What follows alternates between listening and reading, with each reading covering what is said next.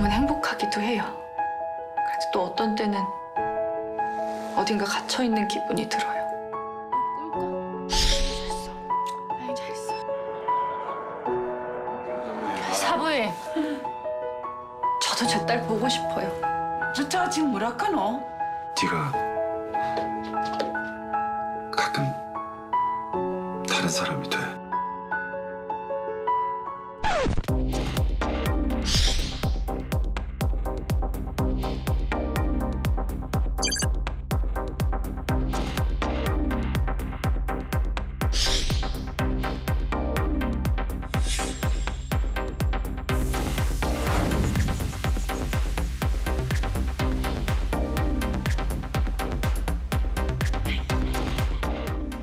네, 이번에는 뭐 영화 이야기도 영화 이야기입니다만 지금 우리 사회에서 과연 지금 남성과 여성 이 젠더 문제, 성 문제를 어떻게 바라봐야 되는 것이냐.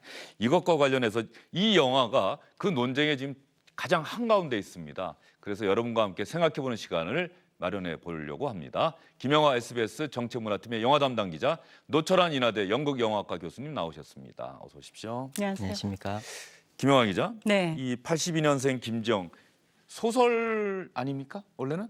네, 원래 소설이었죠. 예. 근데 이번에 영화로 새로 만들어져서 엊그제 개봉을 했습니다. 아, 개봉된 게 얼마 안 네, 됐군요. 이틀 됐습니다. 개봉이 됐으면 흔히 뭐 개봉 성적이 중요한 건 아닙니다만 그 영화가 잘된 영화냐 아닌 영화냐는 일단 흥행 성적 갖고 보는데 어떻습니까? 첫날 개봉하면서 14만 명 넘게 봤거든요. 그리고 둘째 날이었던 어제도 13만 7천 명 정도가 봤습니다. 예매율이요. 개봉하기 전부터 50%에 육박했었고 지금도 계속 꾸준히 한 45% 이상 이번 주말 예매율을 기록하고 있기 때문에 상당히 지금 잘 되고 있는 영화죠. 네.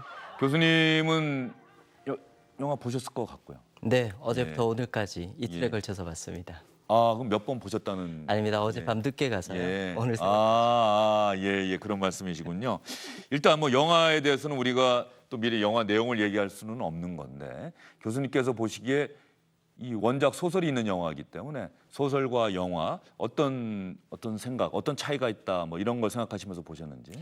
네, 벌써 이 82년생 김지영이 소설이 나온 지가 벌써 몇 년이 되었고요. 3년이 됐더군요. 네. 2016년에 나왔다고. 네, 그 당시에 또 2017년도 그 이듬해 미투 운동이 미국에서 시작되면서 여성의 뭐 권리의 문제 또는 여성과 관련된 성차별의 문제가 논란이 많이 됐었고 그 중심에 이 소설이 자리하고 있었습니다.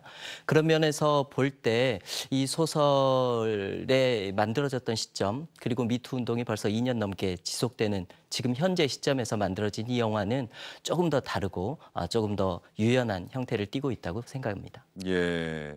이 영화 보시면서 또 책도 아마 읽으셨으리라고 생각이 드는데 이게 이 소설과 이 영화가 지금 제가 처음에 말씀드린 것처럼 남성과 여성이 어떤 갈등하는 그런 소재가 될 것이다라는 생각을 해보셨어요? 혹시? 소설의 경우는 당시에도 그런 논쟁이 많이 있었고요. 그러나 이번 영화가 나오면서도 실은 비슷한 논쟁이 있긴 합니다만 영화를 보고 온 관객들은 그런 생각을 하지 않는 것 같습니다. 그 논쟁, 그 소설이 나왔을 때는 그 논쟁이 있었다고 말씀하셨는데 그 논쟁이 가령 어떤 논쟁입니까? 우리가 사회에서 여성으로서 살아가면서 겪는 많은 어려움과 문제들이 그 소설에 많이 담겨 있었고 그 담겨 있는 그 많은 에피소드들을 김지영이라는 한 사람에 몰아놓음으로써 남성은 가해자처럼 보이고 여성은 피해자처럼 보였던 것이 당시의 남성들의 일종의 분노를 자극하고 반대로 피해자하고 힘든 삶을 살아왔던 여성 측면에서는 자신들의 맺혀진 것을 이렇게 풀어주고 사회적으로 목소리를 낸 작품이라는 측면에서 남성과 여성의 갈등이 당시에 있었던 겁니다.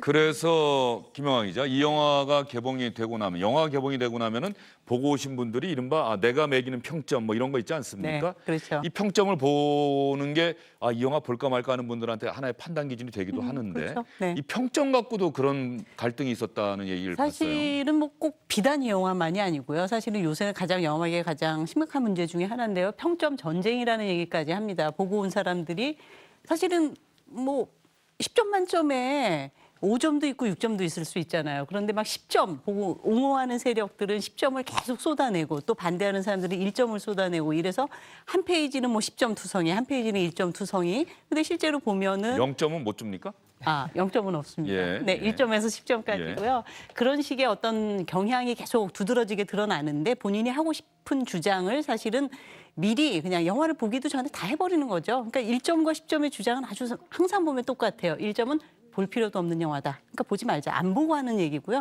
10점은 무조건 봅시다. 이게 평점이라는 말에 사실은 용어 자체의 의미가 달라지는 거죠. 근데 보지도 네. 않고 매기는 그런 현상이 드러나는데, 그래서 이 영화 같은 경우에도 개봉 전부터 이른바 평점 테러라고 얘기를 해요. 뭐냐면 평점을 떨어뜨려서 이 영화에 대한 정보가 없는 사람들이 평점 별로네? 보지 말아야겠다. 이렇게 만드는, 이 영화를 망하게 하자. 이런 아주 악의적인 평점들을 평점 테러라고 하는데, 평점 테러의 대상이 됐었습니다. 그런데 이제 개봉이 되고 나니까 또 이 영화를 옹호하는 분들이 여기에 맞서기 위해서 10점 세례를 지금 하고 있는 거죠. 근데 사실은 진정한 어떤 평가를 하는 게 평점이라는 관점에서 보면 10점을 주는 것도 사실은 테러거든요. 그런 양상이 지금도 벌어지고 있습니다. 네. 사실 영화를 보느냐 안 보느냐 이건 누구나 개인의 자유죠. 그 선택은 개인에게 맡겨 있는 건데 그분들에게 어떤 영향을 미치기 위해서 이 평점을 놓고서 서로가 다른 주장을 하고 있는데 그 다른 주장을 하고 있는 근저에는 남성과 여성 서로를 바라보는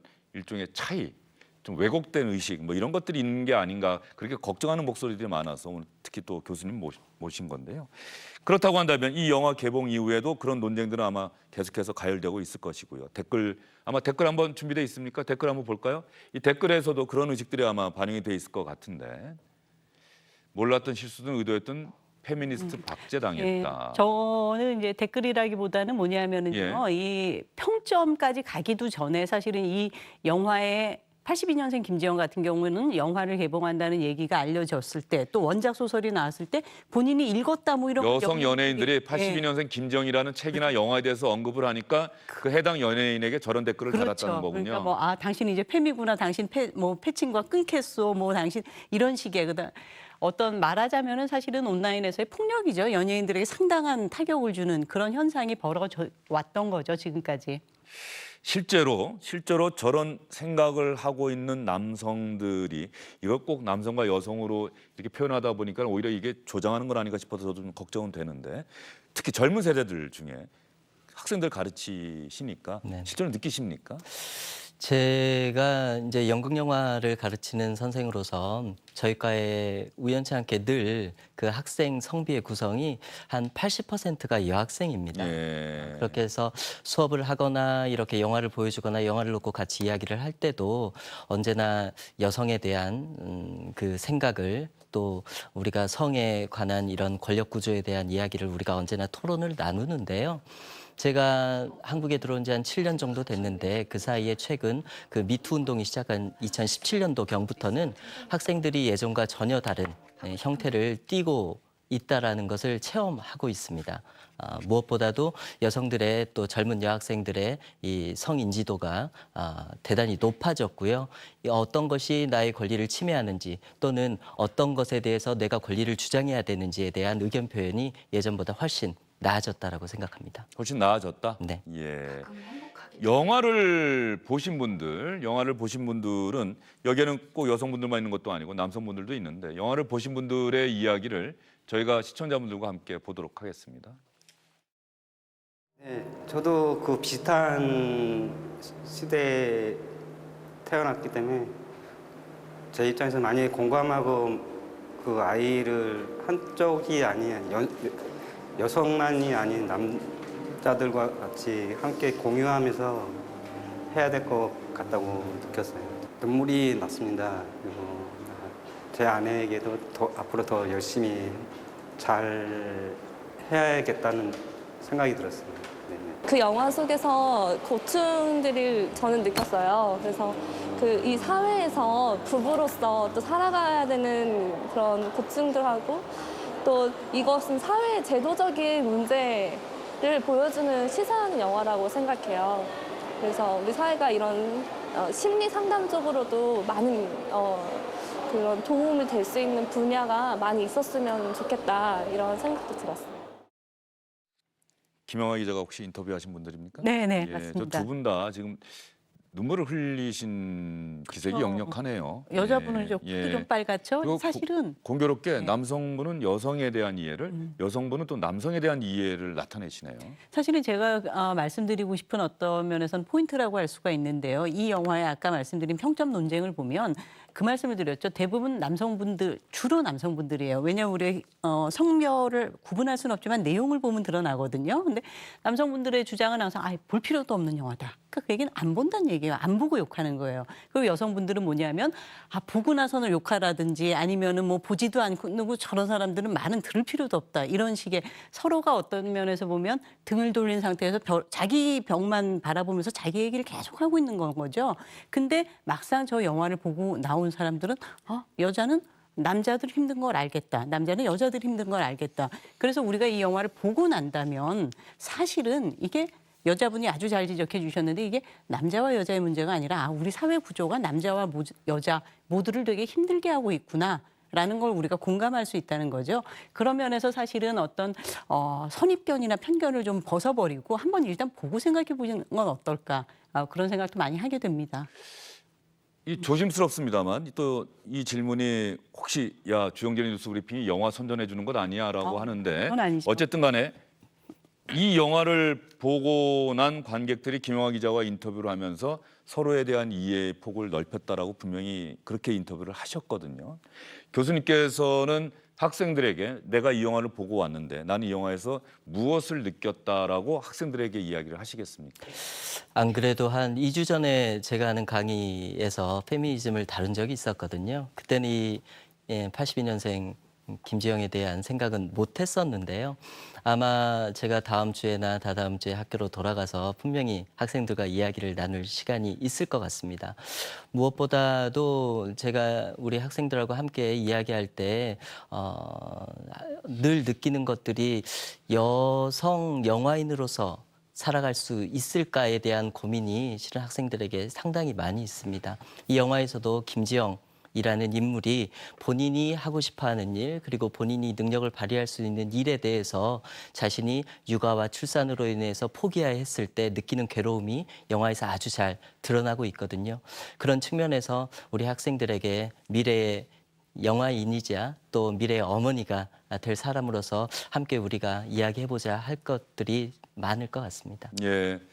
소설 원작에서는 김지영 씨는 여전히 한 번씩 다른 사람이 되었다라고 소설은 끝나는데 영화는 조금 다르게 끝난다. 이거는 뭐 미리 네. 스포일러는 아니라고 예, 생각하고 맞습니다. 이게 질문 사실은 저희가 뭐 결말을 자세히 설명해 드리는 건 아닌데요. 그러니까 저희가 이렇게 말씀드릴 수 있는 건 보면 항상 원작이 있는 작품 같은 경우에는 물어요. 어느 게 더 나아요? 예. 뭐 똑같아요, 달라요 묻는데 조금의 차이가 있는데요. 캐릭터가 조금 다르고요. 특히 원작이 제목 그대로 82년생 김지영에 대한 이야기였다면 이 영화는 사실은 주변 인물들에 대한 이야기가 많이 나오거든요. 그러니까 어떤 여성만이 아닌 이게 진짜 우리 사회 전반에 걸친 문제라는 것을 좀 더 실감하면서 볼 수 있게 해주고 그러면서 그 과정에서 사실은 원작은 상당히 좀 비관적인 결말이었어요. 그런데 영화에서는 우리가 그럼에도 불구하고 희망을 찾을 수 예. 있는 부분이 있지 않을까. 그 정도로 얘기 드릴 것 같습니다. 예, 알겠습니다. 시청자 여러분들 혹시 생각하시는 데 도움이 되셨는지 모르겠습니다. 두 분과의 말씀을 여기서 정리하겠습니다. 잘 들었습니다.